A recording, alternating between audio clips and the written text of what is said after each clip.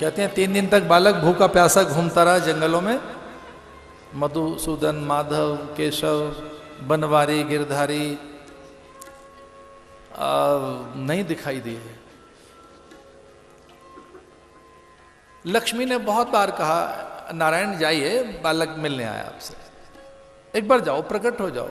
उसकी पुकार, प्रार्थना, निश्चल अंतःकरण, उसकी भक्ति बड़ी प्रचंड है, एक बार तो जाइए।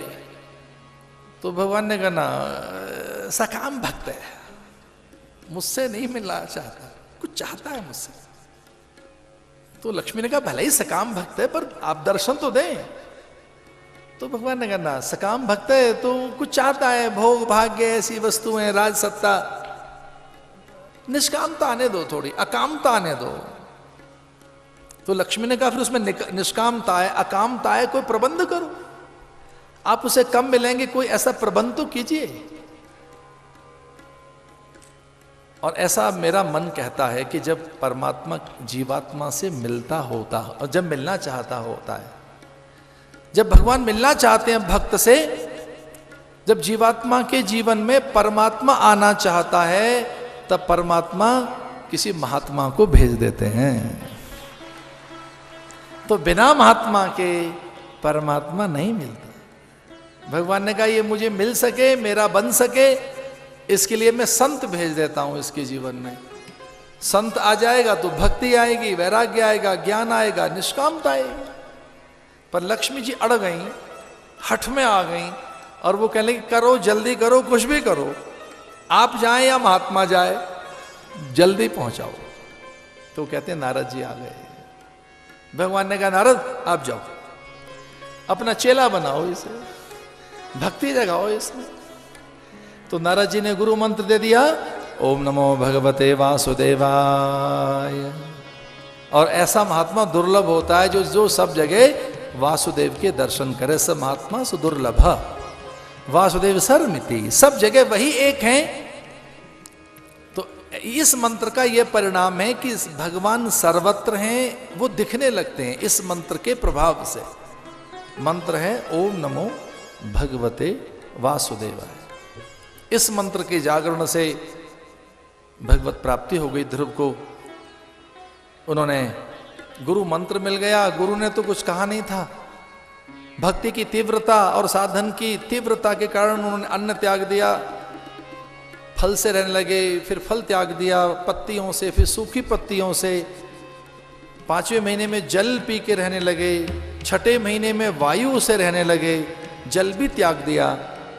और फिर 6 महीने जब पूरे होने को थे तो उन्होंने कहा मैं वायु भी नहीं लूंगा,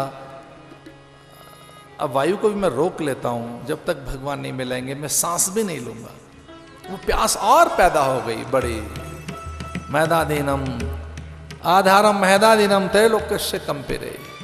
जैसे सांस रोकी भक्त ने, तो जैसे प्राणवायु रुक गई हो, सनकादिक की समाधि खुल गई, शिव एकदम नेत्र खोलकर देखने लगे, देवता चकित हो गए, और भगवान अपने वाहन पर बैठकर भागे, अपने शंख से बालक के कपोल को स्पर्श किया और भगवत प्राप्ति हुई।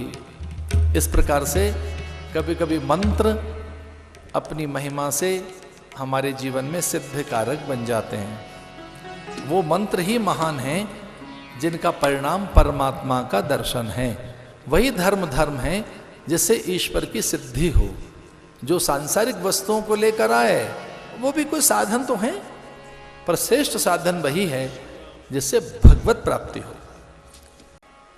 अभी हम बेटियों की बातें सुन रहे थे, लड़कियों की बातें सुन रहे थे। तो एक दिन मैं अभी कथा में आपसे प्रार्थना कर रहा था कि आगे बढ़ाया जाता है लड़कों को और पर्वत पे चढ़ जाती हैं लड़कियां।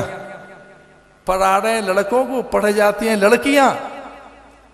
लेकिन हाँ, सच तो यह है कि घर का बालक आन मान मर्यादा के साथ अपनी माँ की, पिता की और परंपरा की सेवा में रहता है। हम पुत्रों के वंश का वर्णन सुनते हैं, पुत्रों की कथाएं सुनते हैं।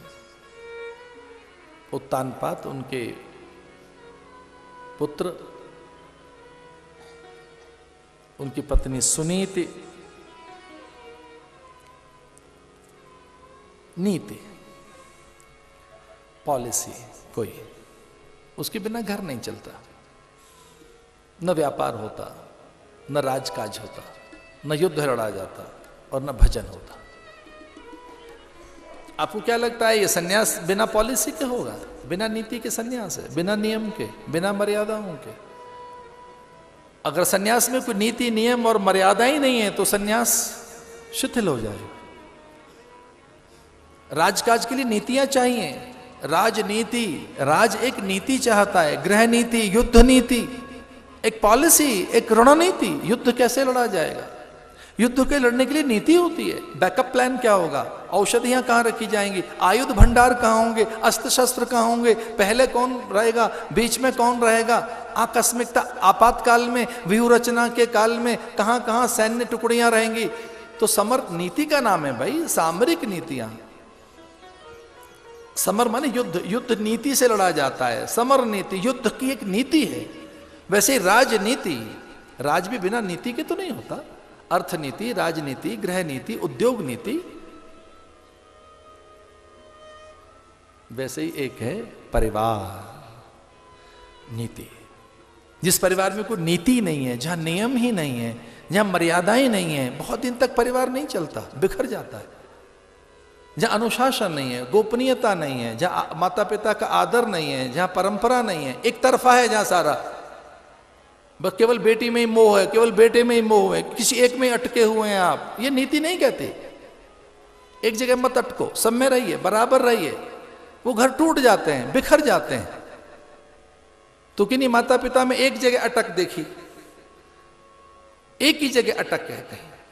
और फिर कुछ संतानें ऐसी हैं वो एक ही जगह अटकी हुई हैं, कुछ बहनें ऐसी हैं कहीं एक जगह अटकी हैं, कोई भाई ऐसे एक जगह अटके हुए हैं, जहां दान नहीं है, समाधान नहीं है, यज्ञ नहीं है, शास्त्र पर विचार नहीं है, सबका आदर नहीं है, सबके हिस्से बराबर के नहीं है।